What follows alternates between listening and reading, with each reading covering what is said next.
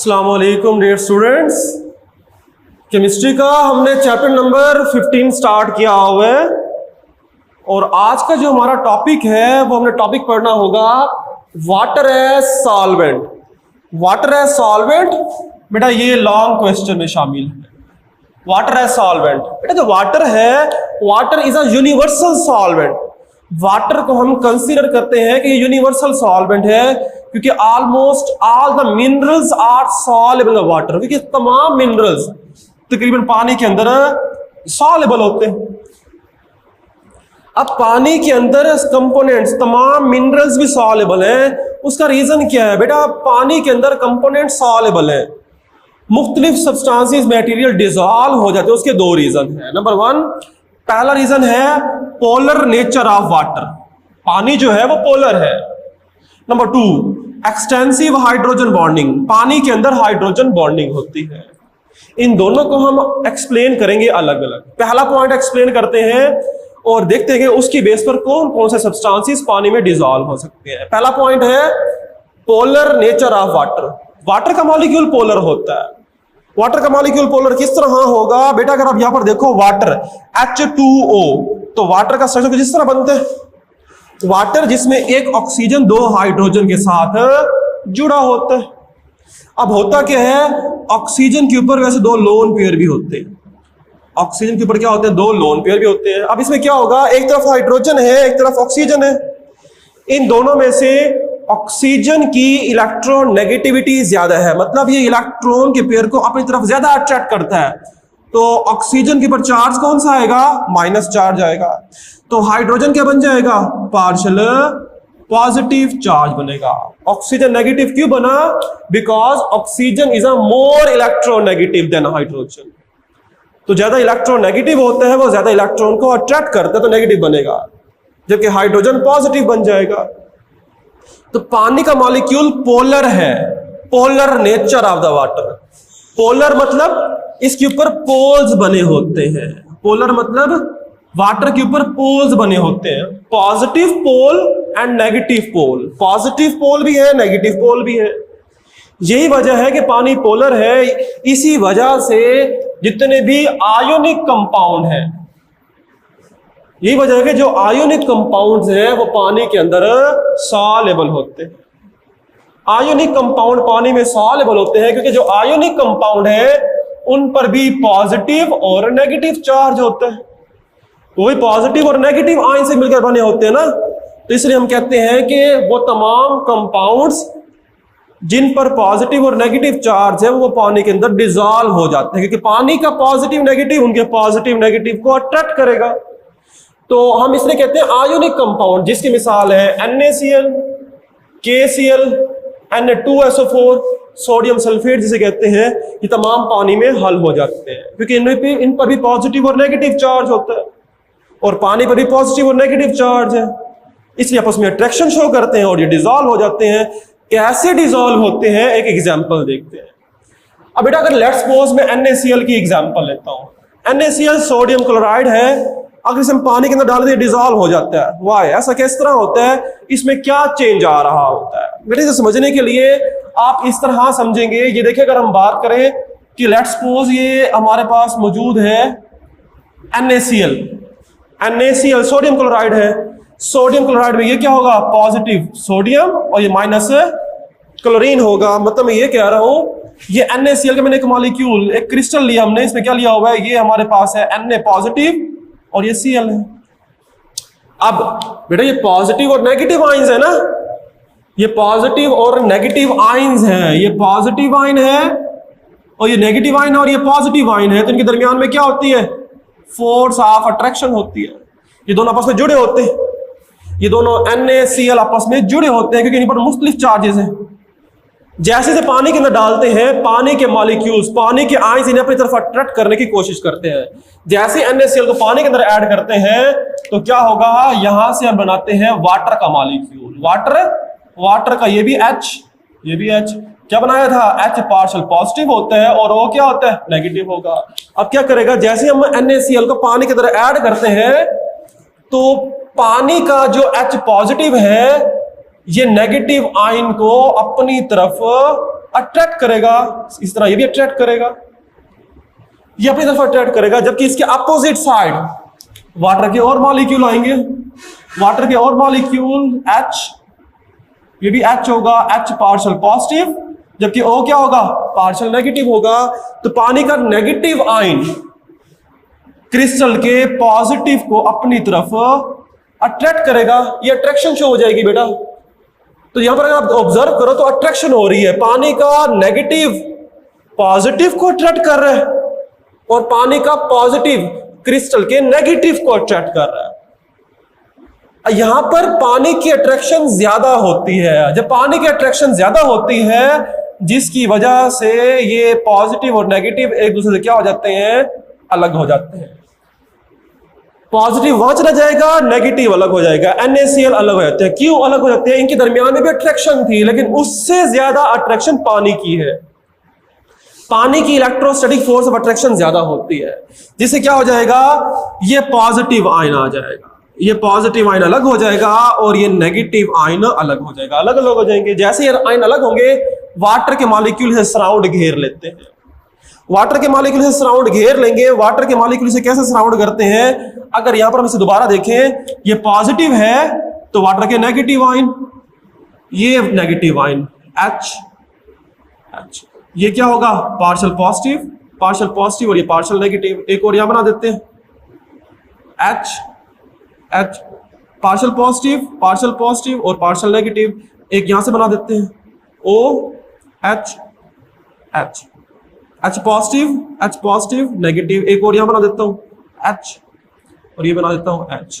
ये हमारे पास क्या होगा, हाइड्रोजन पॉजिटिव ऑक्सीजन नेगेटिव। बेटा क्या होगा, पॉजिटिव था तो वाटर के मॉलिक्यूल इस तरह अरेंज होते हैं कि उसके नेगेटिव आयन से सामने आते हैं और इसे हर तरफ से अट्रैक्ट करना शुरू कर देते हैं। ये अट्रैक्शन होगी, वाटर का नेगेटिव इस पॉजिटिव को अट्रैक्ट करेगा और इसे सराउंड कर लेता है, घेर लेता है। तो पॉजिटिव था, उसे चारों तरफ से नेगेटिव के वाटर मॉलिक्यूल ने सराउंड कर लिया। इसी तरह ये नेगेटिव है, फिर वाटर का कौन सा मॉलिक्यूल आएंगे, वाटर के पॉजिटिव आयन होंगे। तो वाटर का मॉलिक्यूल इस तरह अरेंज होगा कि इसके पॉजिटिव आयन इसके सामने आ जाए। ये देखो यहां पर बन जाएगा पार्शियल नेगेटिव पॉजिटिव। तो क्या होगा, ये पॉजिटिव इस नेगेटिव आयन को अपनी तरफ क्या करेंगे, अट्रैक्ट करेंगे। एक और मॉलिक्यूल रहता है, वैसे हमारे पास मॉलिक्यूल जितने मर्जी बना सकते हैं, चारों तरफ से सराउंड करता है, चारों तरफ से बेटा सराउंड किया होगा, पार्शियल पॉजिटिव और नेगेटिव होगा। तो सेम ऐसे बन जाएगा, हाइड्रोजन पॉजिटिव है, इस नेगेटिव को अट्रैक्ट करेगा। यही वजह है कि वाटर के अंदर आयोनिक कंपाउंड डिसॉल्व होते हैं। कैसे होते हैं मैंने आपको मैकेनिज्म समझा दिया है, मैकेनिज्म बेटा आपको समझा दिया है कि पानी के मॉलिक्यूल से अट्रैक्ट करते हैं, अट्रैक्ट करने के बाद जैसे आयंस अलग होते हैं उसे सराउंड घेर लेते हैं, ऐसा घेरा होगा। ये डायग्राम को ड्रा करनी पड़ती है, जितने भी आयोनिक कंपाउंड है वो पानी के अंदर डिसॉल्व हो जाते हैं। इसी के साथ जो नॉन पोलर होते हैं, लास्ट में एक नोट देख लें, जो नॉन पोलर होते हैं, तो हो गए ना पोलर जिस पर पॉजिटिव नेगेटिव चार्ज है, नॉन पोलर जिसकी मिसाल है बेंजीन, जिसकी मिसाल है ईथर। बेंजीन ईथर जो है do not dissolve in water, ये पानी के अंदर हल नहीं होते, ये पानी के अंदर डिसॉल्व नहीं होते। बेंजीन ईथर पानी में डिसॉल्व नहीं होते। क्यों? क्योंकि इन पर पॉजिटिव और इन पर नेगेटिव चार्ज होता ही नहीं है। जब पॉजिटिव और नेगेटिव चार्ज ही नहीं होगा तो उन्हें पानी अट्रैक्ट ही नहीं करता, जब अट्रैक्ट ही नहीं करेगा तो डिसॉल्व भी नहीं होंगे। तो यहां पर कॉन्सेप्ट क्लियर हो जाना चाहिए, ये डिसॉल्व हो रहे हैं जबकि नॉन पोलर पानी में डिसॉल्व नहीं होते, क्योंकि उन पर कोई पॉजिटिव नेगेटिव होता ही नहीं है, तो पानी उसे अट्रैक्ट नहीं करता। दूसरी बात, एक्सटेंसिव हाइड्रोजन बॉन्डिंग। अभी मैंने बोला जिस पर पॉजिटिव और नेगेटिव चार्ज पानी में डिसॉल्व होता है। अगर हम बात करें चीनी की, ग्लूकोज की, उन पर तो पॉजिटिव नेगेटिव चार्ज नहीं होते, वो पानी में कैसे डिसॉल्व हो जाते हैं? फिर अब वो कैसे डिसॉल्व होंगे? पोलर तो नहीं है बेटा, वो हमारे पास कैसे डिसॉल्व होंगे? उसके लिए हम बात करते हैं एक्सटेंसिव हाइड्रोजन बॉन्डिंग। वो हाइड्रोजन बॉन्डिंग कैसे पानी में डिसॉल्व होते हैं? Many polar non ionic compound, ionic compound थे, कुछ नॉन आयोनिक कंपाउंड भी पानी में डिसॉल्व हो जाते हैं ड्यू टू हाइड्रोजन बॉन्डिंग। वो हाइड्रोजन बॉन्डिंग की वजह से होता है। जैसे अल्कोहल है, ऑर्गेनिक एसिड है, शुगर है, ग्लूकोज है। अल्कोहल जिसका फंक्शनल ग्रुप क्या होता है? OH, एसिड जिसका functional group COOH, sugar glucose ये आपने पढ़े हुए जिसमें क्या पढ़ा हुआ sugar C12 H22O11, glucose C6 H12O6, ये पानी में डिजोल्व हो जाते हैं, इन पर आइंस तो नहीं है। फिर क्यों डिजोल्व हो रहे हैं? क्योंकि आपस में, क्योंकि पानी के साथ हाइड्रोजन बॉन्डिंग बना लेते हैं। कैसे होगा बेटा, पहले इस बात को समझोगे। पहले हम बात करेंगे कि पानी जो है वो हाइड्रोजन बॉन्ड बना सकता है, हाइड्रोजन बॉन्डिंग बना सकता है।